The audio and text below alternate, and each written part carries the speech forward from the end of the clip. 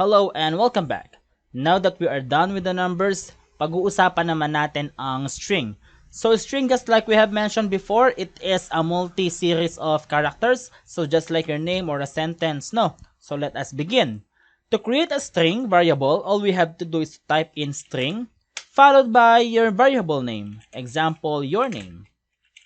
Equals symbol, and then meron tayong double quotation, then semicolon right there sa gitna. Ilagay natin yung ating pangalan, Isles Edward Humphrey. And then all we have to do is to output this system.out.println. And then meron tayong open and close parenthesis. And then i-type lang natin yung variable name, in this case your name. Punta tayo sa terminal and let's run this. Java, Java mystring.java, and then type in Java mystring, at lumabas na siya ng ganito. So that's how you create a string variable.